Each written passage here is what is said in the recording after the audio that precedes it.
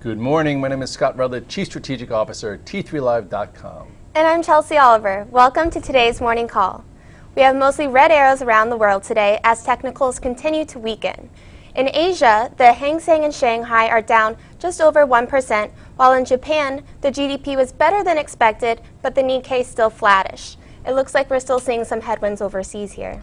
Yes, over 1% in Asia is pretty broadly lower. Even in Europe, which isn't down as much, it's been under pressure, and like you said, the technicals are starting to weaken, which actually, I think for traders today, they were hoping to see that because, we've been seeing a lot of patterns start to formulate and we want to maybe have one trigger. If you look here though, overseas to just say Europe, Europe has been, not so special. When you're below the 200-day and you're below the 8 and 21-day, that's not good. Okay, now it looks like the DAX is starting to break this ascending channel all over again.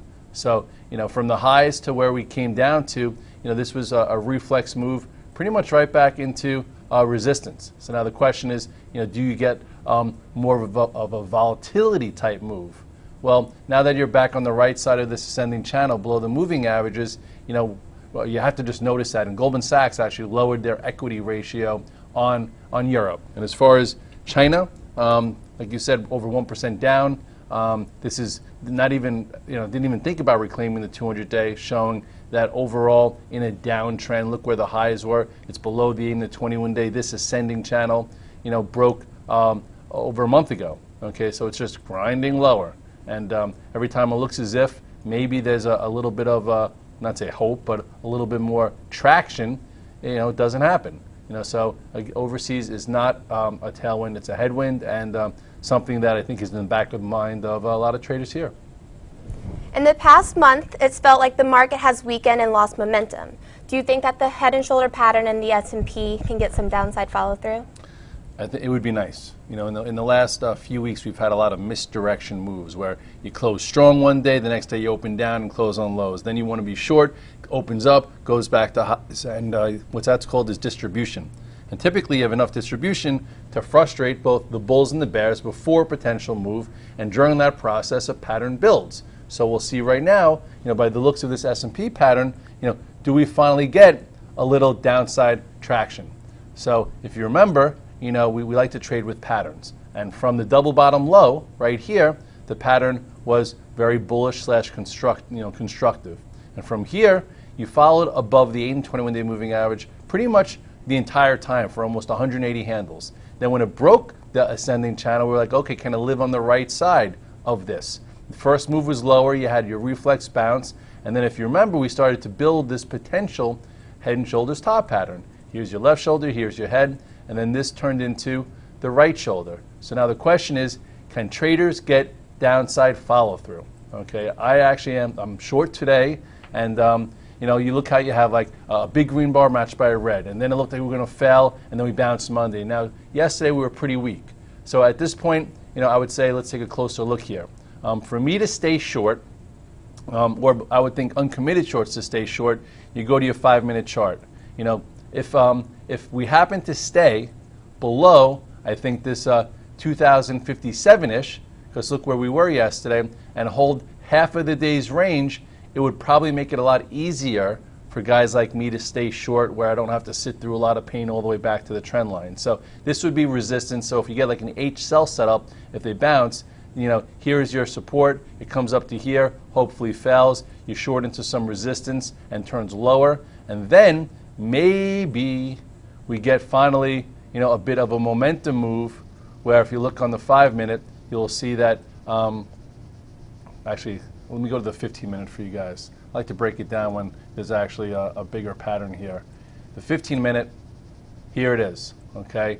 A break below this spot, and you would think that you get at least, this is probably at least here, which is closer to the 200-day, and then the measured move from 2100 below the neckline really gets you down to almost 1990. So we'll see if finally we can get some kind of trigger in a pattern, because we know that patterns take time to build. They like to frustrate everyone, but when they go, you want to be on alert. So make sure you are on alert for today, and we'll figure out if you can follow me on the VTF with it.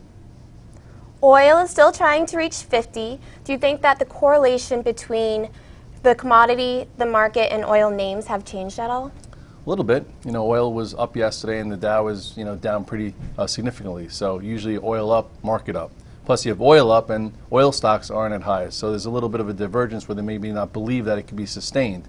So, if you look here at the USO, let's see if we can get back to my charts here. Because I switched something here. Let's go to the daily chart. All right, this is a bit longer term. Let me see if I can get us back to reality here. Okay, there we go. There we go. Here is your oil chart. Okay, what a nice trend since the lows, right? Basically made a new high yesterday. Did the XLEs make a new high yesterday? No. So that is a minor divergence. Okay, typically that tells you that maybe they're stalling out. And I know that oil's or these energy stocks have had a big move since the lows. And remember when we had a nice pattern right here to trade from, or when you had your gap up that held right here to trade from? Well, right now, it went back to resistance.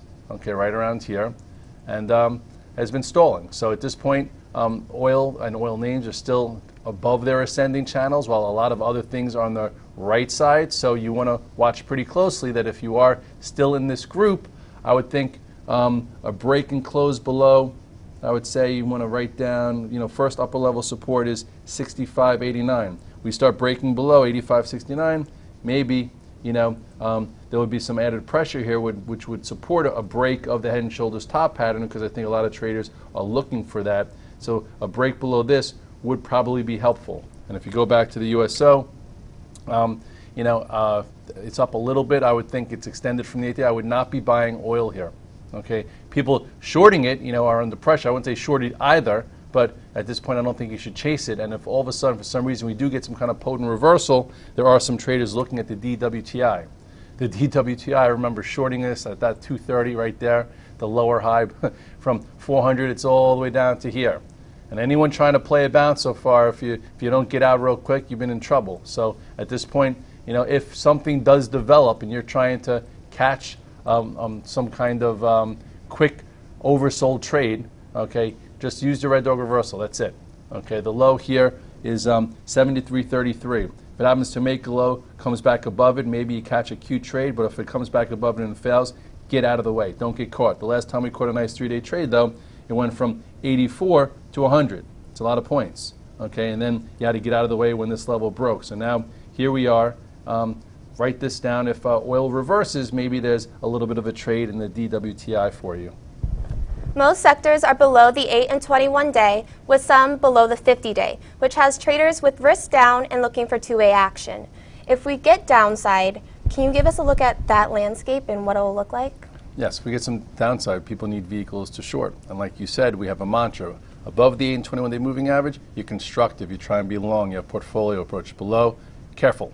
And right now we've been below, and we're starting to break some of the 50 days and the 200 days. So right there, you don't want to be lulled to sleep because of the inactivity. So you look here at the Qs.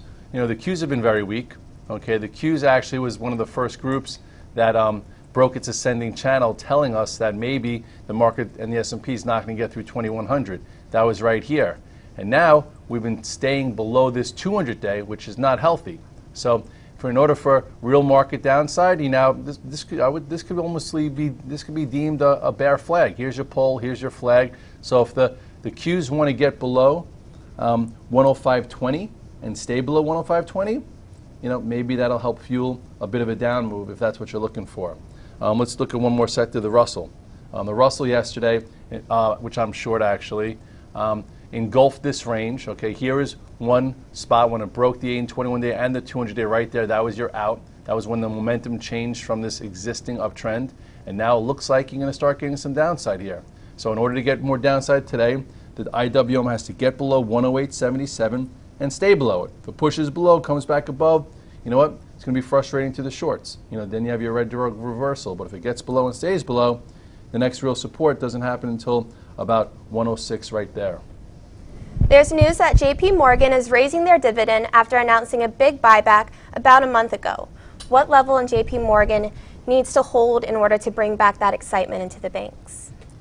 excitement back in the banks. Those are a few words that don't happen together. But J.P. Morgan did create that when he bought his own stock, and then he announced a buyback, and now he's doing a dividend, which is actually a little annoying to me because I wanted the banks to be weak to help fuel the downside. But we'll see. The market doesn't want to do what Red Dog wants to do. It does what it wants to do. So we'll see whether or not J.P. Morgan is up 50 cents if it holds. If it opens up 50 cents and goes red and that doesn't help, that will probably help fuel some of the downside. If you look here at the chart, in order for maybe this to start acting better, okay, and squeeze some shorts in the banks, it's going to have to get above this spot here. Okay, this spot here, which it seems like it has a little room to, is a little bit closer to 61.81. If it powers through this with some force like that, maybe some of the other banks will get on the move. So if you want to look at something like, I don't know, a Citigroup that's been trickling down. Remember, we had a nice trade right here when it took off, but ever since, again, breaking the 8-day moving average, it's been under pressure. So some of these things do have some falling, descending channels now. So if J.P. Morgan wants to open up 50 cents and close up $1 plus, maybe some other stocks get a move, and your pivot for Citigroup could be this spot, which is like 43.90. And then I'll give you one more for Goldman, which has been very weak. I guess with this is a reach right here. It would have to get above and stay above maybe this 157 with some authority. But if that starts to take place, it might be harder for the actual S&P to break to the downside. Most individual names are broken. Even Amazon and Facebook started to lose some momentum. What will you be watching there in today's trade?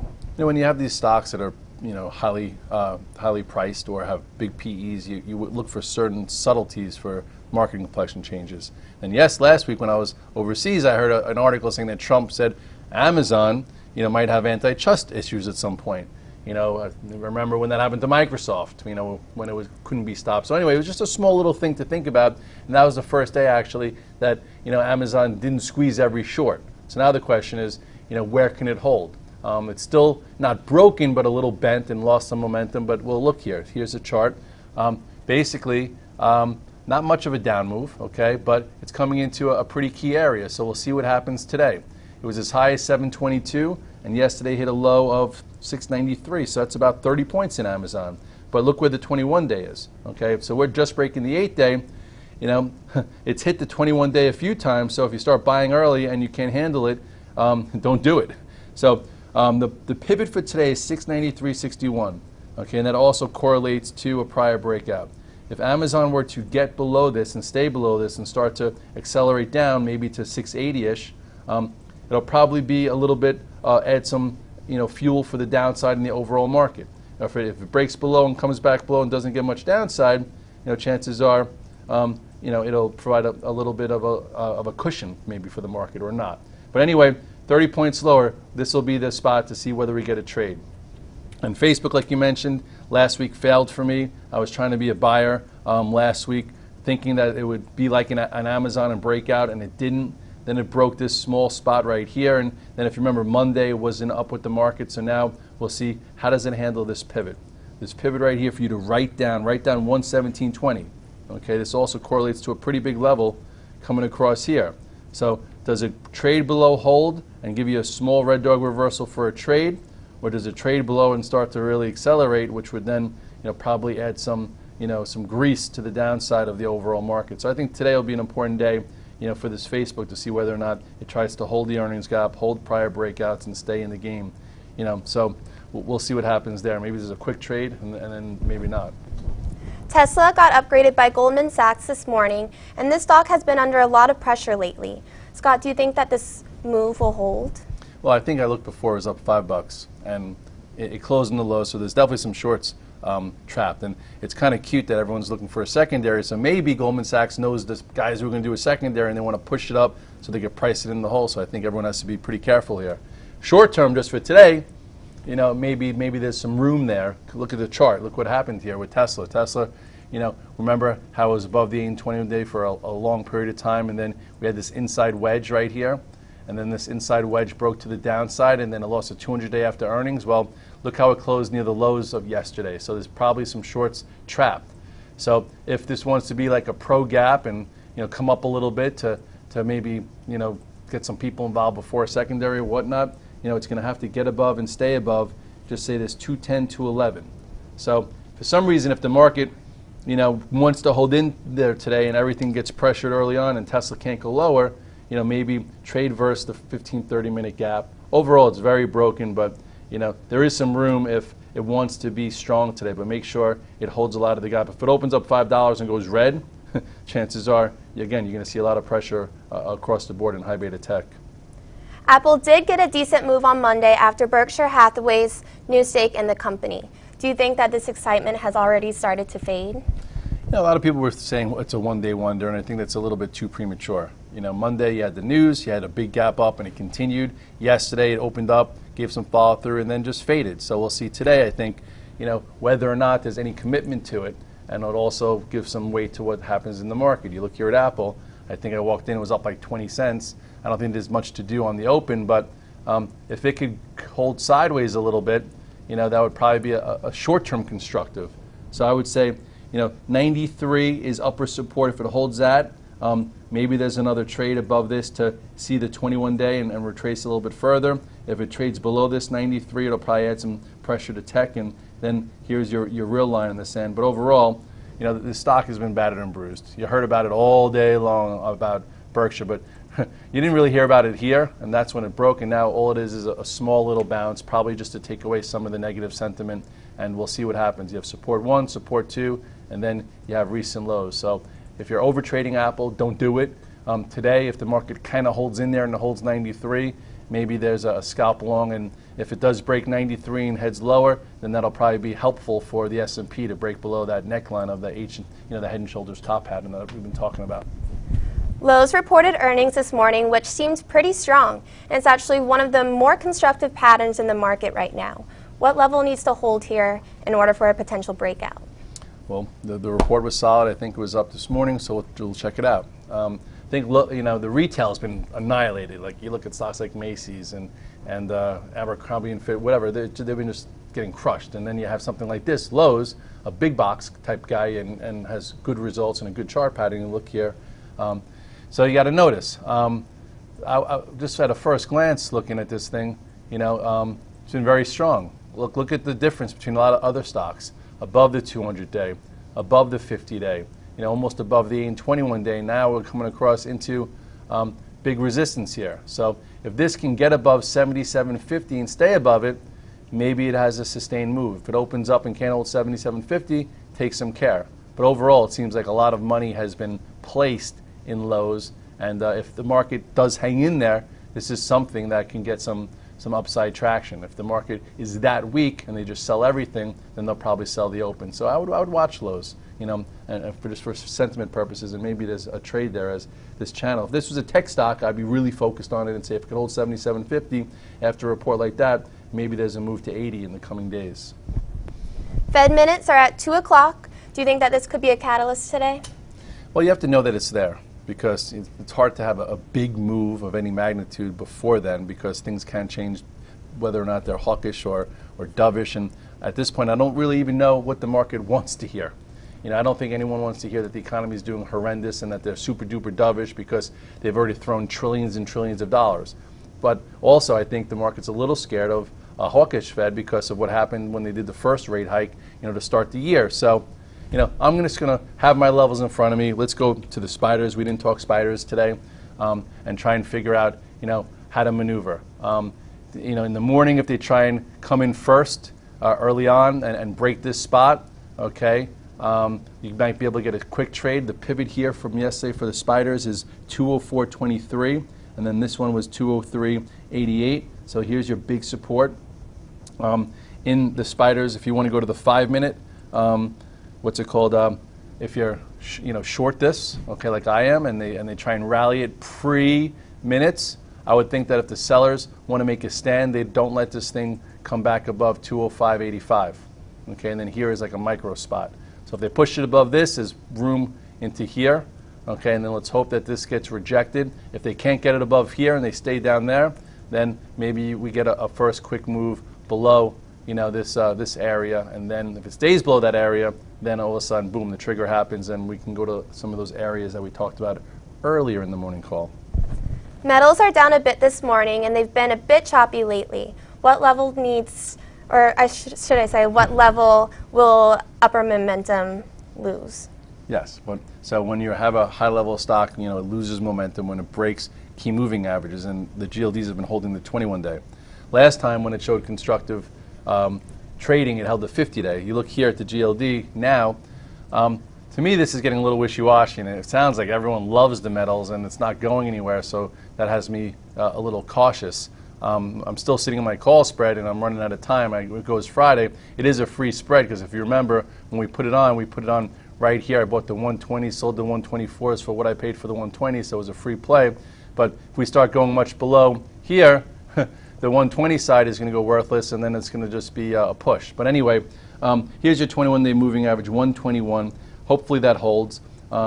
Here is your resistance. It seems like you have like a nice little pennant and then another pennant forming, and it's stair-stepping higher. But you want to make sure that if you're trading and you're in the GLDs, if this were to break and you can't handle more time or future days, then just be careful as 119.50 is next. And do you have any more closing thoughts for us?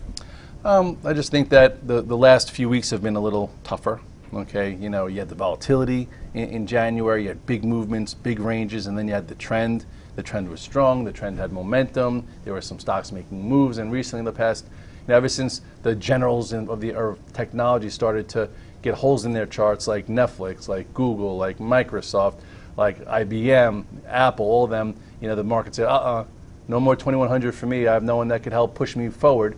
And then we've had this choppy environment where anyone who tried to be long got a little hurt, anyone trying to be short got a little squeezed, and typically that's when enough frustration builds for maybe some type of resolution. So we'll see what happens in the next few days, or today. If we could break that 240, chances are, we can get a real move down to at least the 200-day at 2011, and then maybe 1990. So if you're not comfortable being short, just know that if we break this level, we could go lower, and if you can't handle being long, then don't. We talk about our rules and we have our system, and part of my system is, below the 21-day, just be tactical. Look for trades. Look for the red dog reversal. Look for the H cell setup. And there's enough spots out there where you can make some small cash flow, but put your expectations down. So we'll see what happens today, and hopefully it works out. And if it doesn't, we won't get stubborn, and we shall move on. Great, thank you. Everyone, have a great trading day.